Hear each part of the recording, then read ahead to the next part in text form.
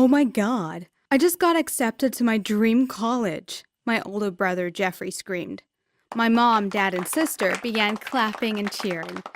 I just stood in shock and sadness. Mom, Dad, you both just lost your jobs. How are you guys going to afford that? I said, snapping everyone back to reality. The room instantly went quiet. She's right, son. I don't even know how I'm going to continue paying for Ari to attend that special school, my dad said. But before I go on, make sure you like and subscribe and hit that notification bell. My little sister, Ariane, had cerebral palsy and she needed extra care and attention. After my parents both lost their jobs, everything seemed to fall apart. How are we supposed to make ends meet? It's okay, guys. I will just continue working at the diner for now. I'll get to go to college someday, my brother said softly. My heart broke for him because I knew he'd excel at college. He was always at the top of his class, and I knew that he'd probably make enough money to take care of the whole family when he came back from college. I sighed and went to sleep. The next day was Saturday. I'd usually take Ari to the park for some fresh air. I laid a blanket on the grass and took out her favorite snacks and a few little toys. She clapped with excitement. After a while, I noticed Mr. and Mrs. Medlin sitting on the bench a few feet away. They were looking at us intently. Naturally, I was spooked out. The Medlins were the wealthiest people in our very superstitious neighborhood. They lived in the Medlin Manor, which had been passed down to them by their wealthy ancestors. Although they were rich, no one in town would associate with them. There was a rumor that anyone who went near their manor would disappear. Servants who worked there previously also claimed to hear odd noises and to see strange apparitions at different times of the day. Some had been scared away on their first day of work. Everyone believed the house was haunted and that the entire Medlin family had something to do with it. Suddenly, they got off the bench and walked towards me. I was terrified. What did they want with me? Hi, Zaria, said Mrs. Medlin. Hi, how do you know who I am? I said, shaking. It's a very small town, dear, she replied. Do you know our son Elliot? Mr. Manor asked. Yes, he goes to my school, I said. I avoided Elliot like everyone else at school did. In fact, he was the least popular kid at school. Everyone stayed away from him since kindergarten because of his family's odd reputation. I sometimes felt sorry for him, but I was also superstitious and it was too risky to talk to him. Well, we know that your family is going through a bit of a hard time right now, and we would like to help. No one wants to be Elliot's friend, and he's a teenager now. I think it's about time he had a female companion, like a girlfriend. But girls run away from him because of those silly rumors that started years ago. None of them are true, by the way. Anyway, what we came here to ask you is if you'd consider dating our son, Mr. Medlin said. What? I replied, dumbfounded. This was indeed the weirdest thing anyone had asked from me. Ever. We will pay you, he continued. Once per week. Come on, please. He really needs a friend. I was angry and began screaming at him. If you think you can just pay me to... But before I could finish, he said, $100,000 a week, and winked at me. My jaw dropped. With that kind of money, I could turn my family's life around. I took about a minute to think about it, but I finally agreed. They told me that they'd deposit the money into my bank account once per week, and that they'd continue doing it for as long as I date their son. I took my little sister home while smiling all the way. You're going to be able to go to an even better school, I said to her while she giggled. The next week, I began pursuing Elliot. I decided that I'd accidentally bump into him near his locker. I swallowed my fear and did just that. Hey, Elliot, I'm sorry for bumping into you. I feel a bit dizzy today. Anyway, my name's Zaria, I said. Hi. Do you need help with anything? He replied. No, I'll be okay, but I was wondering, would you maybe like to hang out after school? I said. Okay, sure. I'll meet you outside of the science lab when the bell rings, he replied.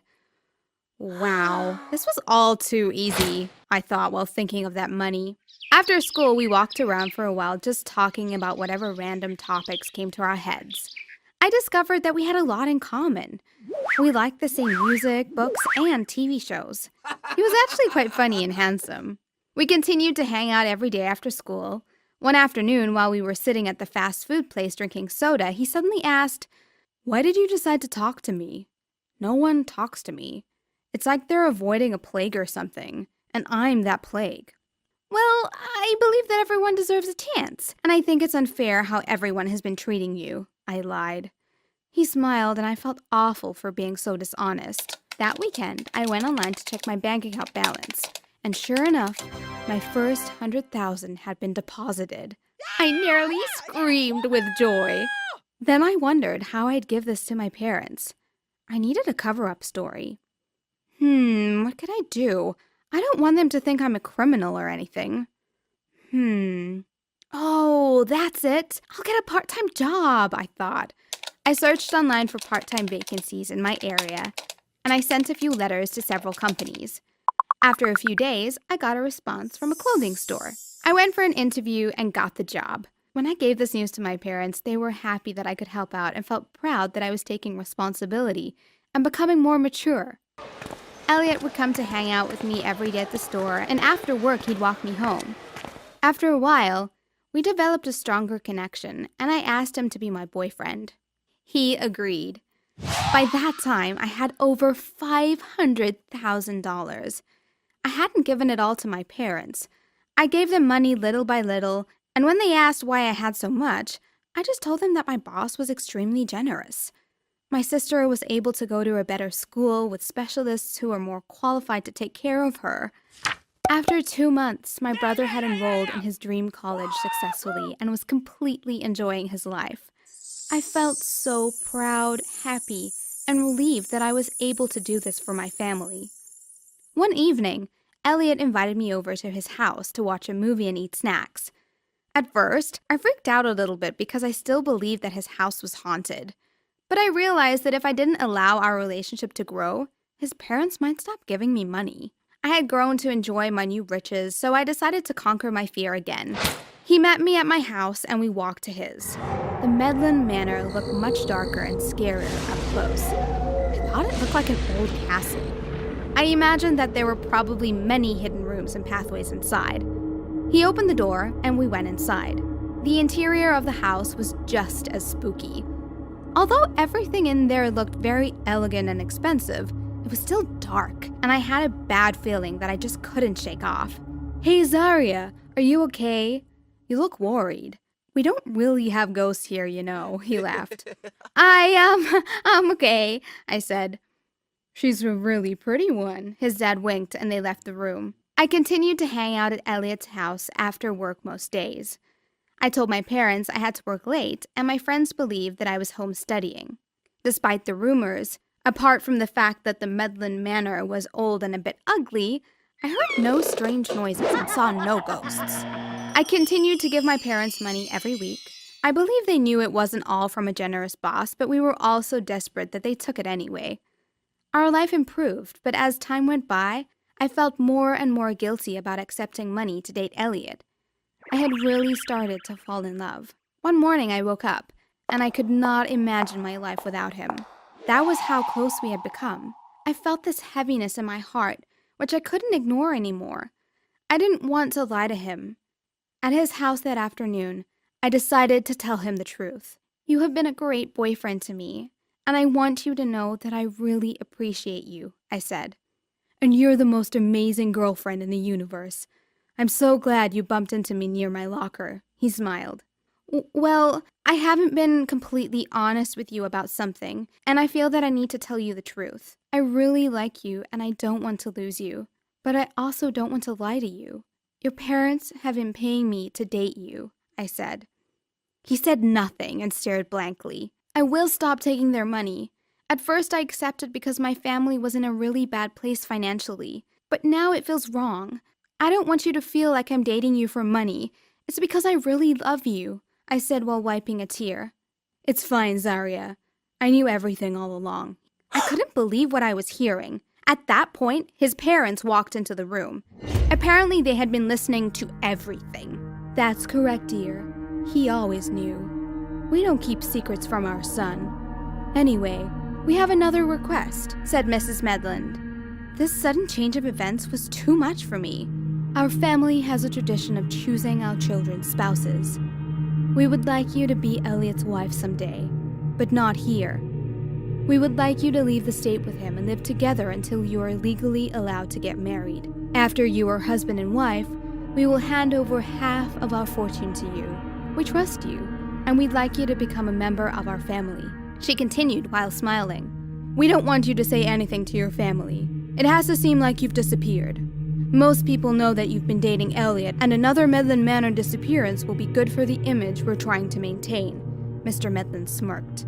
This was the strangest conversation of my life, but in the end I agreed to do what they asked me because they promised to ensure that my family would always have money. I wanted the best for them, and I also loved Elliot, so I figured it was a win-win situation.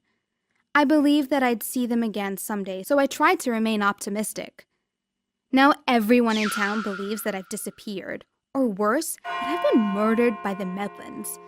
Everyone continues to fear them, and no one will go near their house. Meanwhile, I'm very happy with the love of my life, but I really miss my family sometimes. All of my life, I was always struggling to pay bills and keep a roof over my head. People just didn't seem to want to hire me. So I was always moving from job to job, and I was barely earning enough to even feed myself. So when my doctor offered me $50K to test something on my body, I said yes. But hold up, let me start from the beginning. Before I go on, please be sure to like and subscribe and hit that notification bell so you don't miss out on any more awesome videos. My doctor wasn't exactly like your average doctor. Dr. Harrison was pretty shady and always seemed to be doing experiments that were probably illegal in some countries. Whenever I arrived in her office, she always had some weird stain on her clothes, probably the result of a failed experiment. One time, I went to a checkup only to find she had bright neon pink hair. She told me a potion she had been working on had backfired, and now she had permanent pink hair. Some people might have ran away at the sight of her, especially since she was their doctor, but I wasn't too bothered, and she was nice enough, so I was fine with her treating me. One day, I asked her about her experiments. She explained all the sorts of things she was doing. She was trying to make ice cream that reversed the effects of aging, to the point where your 50-year-old face could revert to a 10-year-old's. She was also working on some kind of pill that allowed you to change the tone of your voice. So, if you wanted to sound high-pitched or low-pitched, or sultry or nerdy, you could do so by taking a type of pill. Honestly, all of these sounded pretty sketchy to me. I wasn't so sure if she could even accomplish something like that, but Dr. Harrison assured me she was very close to succeeding in one project. I call it Project Love, she told me. I'm on the verge of a breakthrough. I was intrigued. Really? I asked, what is Project Love? Well, I've designed a sort of chip, a bug that can be inserted into your body, she said. It then ejects a certain scent that is similar to what you feel when you're in love. In other words, it makes people love you. I was immediately interested. Well, for starters, my dating game has never been good. Actually, at the time, I had never had a girlfriend. That's right, never. So when Dr. Harrison spoke of a bug that could make people love you, I was immediately on board. I know, some people may say this was unjust, as you're tricking people into loving you, but I was desperate. Hey, actually, Michael, said Dr. Harrison, I need someone to experiment my latest version of the bug. Would you be willing? I was about to say yes, but then I hesitated. Actually, it probably wouldn't be a good idea. I didn't know Dr. Harrison that well, and I didn't know how safe her testing would be. No, I don't think that's a good idea, I said. I'll pay you $50,000 if you do it, she said. Well, that settled it for me. Okay, I agreed. And that was that. I was going to get tested with a love bug.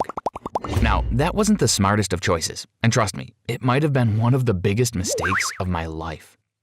The same week, Dr. Harrison called me in for the Project Love testing, and I went to her office. She put me under, and by the time I woke up, I had the love bug in me already. Dr. Harrison showed me an x-ray, and I was shocked to find it was located very close to my heart. It kind of scared me to think a piece of metal was inside me. Dr. Harrison made me sign a form to basically rid her of any consequences, and she transferred the $50,000 straight to my account. I was so happy. I had $50,000. And not only that, if this thing worked, I would finally be loved. A part of me also wondered what may happen if this turned out to be another one of her failed experiments, but I shrugged the thought away. What could possibly go wrong? Well, everything. I went home and honestly didn't really feel that different. I was curious to see who would be affected by the love scent. When I walked down the street, no one looked at me differently. Maybe it hadn't worked. But there was one person that I really hoped would be affected by the love scent. I had a coworker at this fast food restaurant I worked at, and she was so cute and kind, and I was really into her, but I always believed I was too poor to get her attention. Well, if this test worked, I wouldn't need to worry about getting her to love me. Sure enough, that day, I asked her out, and she said yes. Lola seemed to really like me too. The testing had worked. I was supposed to check in with Dr. Harrison the next day for another checkup, but I skipped it so I could go on a date with Lola. Big mistake. Well, Lola and I had a great time on our date. We went to the carnival and we played all sorts of games, and I was completely smitten by her. I hoped she felt the same way about me. I was pretty sure that the love bug had worked though. Dr. Harrison would be so happy. But when I got back home, I saw Dr. Harrison had called me 42 times. I felt my stomach drop like a stone. Oh no, this can't be good. My heart was beating like crazy. Maybe something had gone wrong with the experiment. Maybe she was mad I had missed out on our scheduled checkup. I took a deep breath and called her back. "Hello?" I said. "Michael," came Dr. Harrison's voice on the phone. "Where have you been? You missed your checkup." I know, I'm sorry. What's wrong?" "You shouldn't have done that. The love bug scent has multiplied now. That checkup was supposed to stop the effects of the bug. Now everyone will be in love with you." I hung up because I saw something that made my knees weak. I was standing in the kitchen as I spoke to Dr. Harrison on the phone, but as I looked out the window, I spotted a swarm of women heading my way. There was a crowd of them, at least 20 women, all running towards me. I locked the doors, but they wouldn't leave. I ended up having to call the police, and after much persuasion and threats of arrest, they managed to get the women to go. I stayed home the whole day. The next morning, Lola had called to ask if I wanted to hang out again. I guess the only reason she asked was because of the love bug, but I was really into her, so I didn't mind. I agreed, and we scheduled to meet at the mall. When I met up with her, women started to chase me around, and I couldn't get anywhere without women coming to say hi or get my number. It was crazy. This wasn't what I wanted. Lola was put off by all these women, and even when I told them I was dating someone already, they didn't seem to care. A lot of men pursued me too. I wasn't attracted to men, but it seemed they were attracted to me. My life was miserable. I was conflicted too. The test was definitely not worth the $50K, but without it, I never would have gotten Lola. She was the only good thing in my life as of now. But now I couldn't go anywhere without being harassed by women and men. It was horrid. I tried to find Dr. Harrison to ask her to give me an antidote or something, or maybe reverse the effects of the testing. But when I arrived at her office, she was missing. Her assistant told me she had disappeared suddenly. They had no clue where she went. That's when I realized I was trapped with this stupid bug in me. I decided I had no hope but to try and find Dr. Harrison. Using some of my $50K, I hired a private investigator to find Dr. Harrison, and eventually they located her on some remote island in the Caribbean. I booked the first available flight, and Lola said she wanted to come too, so we hopped on a plane within a few hours. It was even worse on the plane. I had nowhere to escape the people who felt they were in love with me. Luckily, it was a short flight, but by the end of it, I had given my number to every woman on the plane, even some who were over 60 years old. Lola was so surprised by how many people were attracted to me. I apologized to her over and over again, but she said it was fine. "It's not your fault," she said. I felt guilty because it was my fault. I had chosen to have the test for Project Love. There was no one to blame for this but me. Finally, we arrived on the island, and Lola and I rushed to the location the private investigator had told me. Apparently, Dr. Harrison was staying in some resort on the coast. We got a taxi to the resort, and we tried searching for her. Eventually, I spotted her lounging by the pool. It It was quite easy considering she had neon pink hair. I asked Lola to stay behind so she wouldn't hear about my secret test. Dr. Harrison didn't even seem that surprised to see me. I asked her why she had left, and she said that she was wanted by the FBI. Apparently, she had done a bunch of illegal experiments that broke a number of laws in several states. When I asked her to fix my problem, Dr. Harrison told me that because I had missed my checkup before, the effect of the drug had multiplied to a point that was over the top. She said the effects were permanent. She could take the bug out, but the deal was done. I would forever have people falling in love with me. There was no hope. I sat down, defeated. It's just, I said, there's this girl, Lola, and I really love her. But I want her to love me for me, not because of this stupid love scent. Her? Asked Dr. Harrison. She pointed to Lola, who was waiting patiently to the side. That's strange. What? I asked. She doesn't seem completely in love with you. What do you mean? Dr. Harrison scratched her chin as she thought. Would you let me do some tests on her? What? No way. Relax, I'm not doing anything wrong. I just want to check something. Before asking, she called Lola over and explained everything to her. She told Lola about my test, about the love bug inside me, about everything. I was shocked. I was so scared Lola would cry and dump me, then and there. But to my surprise, she accepted and let Dr. Harrison test her. Suddenly, Dr. Harrison pulled out a blood sample taker. Did she carry her medical supplies with her everywhere? And took a tiny drop of blood from Lola's finger. She inserted it into a test tube, dropped another purple-colored liquid, and nodded.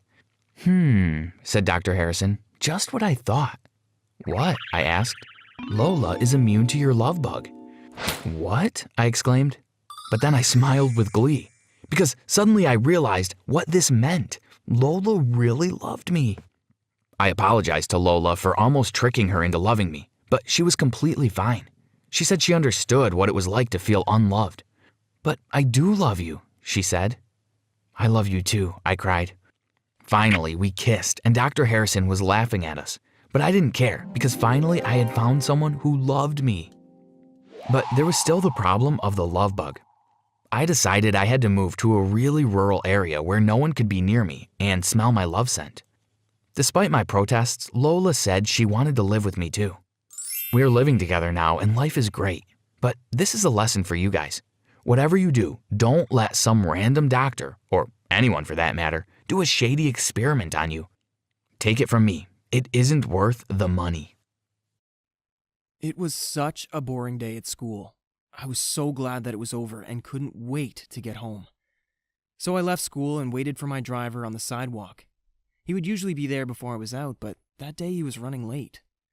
I was in my own thoughts, waiting, when suddenly I heard someone calling my name from behind the tree. "Chase," said a female voice. So I walked over to see who it was. And as I saw her, I got confused. It was nobody I knew or had ever met. "How do you know my name?" I asked. But without answering my question, she said, "Don't tell a soul about this," and ran away. But before we move on, like this video and watch the whole story for some surprises. From behind, I saw my driver had finally arrived to pick me up. Maybe that's why she ran, I thought. I got into the car and we headed home, but the entire time through the drive, and in the house too, I was just thinking about that mysterious woman and how she knew me. I grew so curious that I wanted to ask my dad about it at dinner, but then I remembered that she told me not to tell anyone, so I didn't. The next day, while I was on my way to school, I asked my driver to come and pick me up an hour later than usual. "Is there any reason, sir? I'd have to answer to your father if he would want to know," he said. I knew he was going to ask that. "I just have some basketball practice after classes," I replied nervously because it was a lie, obviously, but thank God he didn't notice that. So as soon as the school day was over, I ran outside to meet the mysterious woman. But she wasn't there, so I waited. 10 minutes passed, 20 minutes, 30 minutes, and still she wasn't there. I was getting worried. My car would be here soon. Where is she? I thought. Right then I heard, "Chase, you're here." It was the same woman. "Yeah, I am, and I have a lot of questions, but we don't have much time," I replied. But she didn't say anything. She just stood there looking at me with teary eyes, as if I had onions on me or something. So I thought I would just ask, How do you know my name? Why did you come to see me here and not at my house? Why can't I tell anyone about you? I asked, along with a bunch of other questions. I was just so curious. I was not ready for what she said next. Chase, I am your mother, she said. It came like a shock to me, and I couldn't believe it. Is this a joke? I said, as I was even more confused than before. Look, we don't have time right now, and this is not the place. I will explain everything to you, but you have to come visit me, she replied, and asked for my notebook and pen. Then she wrote an address and said, This is my apartment. It'll be safer there. After that, she gave me the same teary-eyed look and left. My ride arrived just minutes after that, and I headed home. But the confusion didn't leave me for once. I couldn't focus on anything because of that, especially because my dad had told me that my mother had died because of complications at childbirth. Why would my dad even lie to me about that if she was alive all this time? That lady was probably just messing with me, I thought, and went on with my daily life. But as the weekend was approaching, I got more and more restless following an intense urge to know the truth, or at least what the woman who claimed to be my mom had to say. So I had to think of an excuse to get out of the house before I went to visit her. For that, just a day before, while we were having dinner, I asked my dad if I could go out with my friends the next day. Yes, of course, son. Miller will take you, he replied. My dad was overprotective of me, but it would be a big problem if Miller, my driver, took me there. So I hurriedly replied, Dad, I don't want to show off, and I'm 17 now. I can go on my own, independently. My son wants to be independent, he said, and started laughing almost as if he was making fun of me. Dad, please, I said again. Okay, you get 5 hours of independence, he replied. I was so relieved, as that was all I needed. The next day, I took out my car and headed out. It was one of those rare days when I get to drive on my own, so I drove to the address the woman had given me. As I reached it, I parked my car and went directly to her apartment. I was getting more and more nervous about what I was going to learn as her apartment was approaching. When I reached it, I knocked on the door and waited. She instantly opened the door and invited me in and closed the door hurriedly. Were you followed? She asked. What? Why? No. I got more and more confused every time she said something. That's good then, she said, and sat me on the sofa. She brought me an apple juice, sat across from me, and started explaining. Your father and I met 18 years ago at a party. He was so nice and charming that I was instantly drawn to him, she said. She told me that after meeting there, they started meeting more often, and in just weeks, she was in love with him. But there was another side to him that I didn't know until it was too late. I was pregnant with you, she said. What side? I asked. I was shaken to my core after what she told me next. She told me that my dad was a foreign crime lord who fled here and started working as a mob, and because of his wealth and no evidence, no one could ever catch him. After figuring out all of that, she tried to run away while I was still in the womb, as she didn't want his influence on me. But she was unsuccessful, and my father held her captive until I was born. After you were born, he used his money to hire the best lawyers to build a case against me and keep me away from you. And I had to wait until you became of age where you could understand, she said, and started crying. I couldn't figure out what to say, and I didn't know whether to believe her or not, so I had to ask her more questions. How do you know you got the right person? And what proof do you have that I'm your son? I asked. I have been following you for years, not to sound wrong. And yes, I don't have any proof, but I can prove it. We can do a DNA test, or you can just ask your father, she replied. And that's what I did. I left there and came home directly to talk to my father. He was sitting in the living room, talking on the phone. Did you lie to me about my mother being dead all this time? I asked without saying anything else. My dad hung up the phone and turned to me with a confused look. What? He replied. So I asked again, did you hide from me that my mother was alive all this time? He didn't say anything for the moment. He was not angry, just calm, and a few minutes later he asked me how I came up with it. So I told him everything that had happened about my meeting with the mysterious woman who claimed to be my mother. After hearing everything that I said, he stood up and said, You need to stop seeing that woman. And then he paused for a while and added, If you do as I say, I'll buy you a brand new car and transfer $100,000 to your account, and you can spend it any way you like. I couldn't believe what had just came out of my dad's mouth. He offered me $100,000 and a car, which cleared my doubt in an instant. He was actually trying to hide and keep me away from my mother all this time. He was a liar, and how dare he think that he could buy my choice with money? You can't pay me to not see my mother, I shouted and stormed off. Then I started thinking about how to bring my dad around to let my mother stay with us. I was not just settling for meeting her once or twice after finally having her in my life after 17 years. I had to do something exceptional so that my father wouldn't even have a choice. So I came up with a plan to gather evidence of my dad's wrongdoings. At first, I went to meet my mother again and explained everything to her. I hugged her and cried, as it was the first time I'd ever felt motherly love. At some time we discussed my plan and how I would carry it out. You have grown to be a young, smart boy, but remember, be careful, she said as I was about to leave. As planned, before going to the house, I made a stop at the store to buy some spy cameras and recorders. After getting them, I headed home. After reaching the house, I checked if my dad was home or not. I saw that his car was not there, and the whole house was empty. So, taking advantage of that moment, I snuck into his office and hid the spy cameras and recorders. While I was at it, I heard a car pull up in our driveway. It must be my dad. If he finds me here, the whole plan will be flushed down the toilet, I thought, and started running out of the room. I was successfully able to get out of the office and into my room just in time before Dad could see me. After that, I waited for a few days for the camera to record something solid. In the meantime, I was regularly meeting up with and discussing the progress of the plan with my mom. Being around her made me so happy and content. Then one day, I decided to check the cameras to see if it had recorded some good evidence. So while my dad was not in the house, I snuck into his office again and took out the cameras. I was shocked when I saw what the camera had recorded. My dad actually was a mob, and he carried around a gun too. There was a recording of him and some other guys beating up a man in the office, and a few other things that were enough to send him to jail. But that was not my plan. I just wanted us to be a normal family with both my parents in it. So that night, I brought my mom to the house to finally confront my dad. When he came in, we played all the recordings on the TV. My dad's face went pale when he saw that.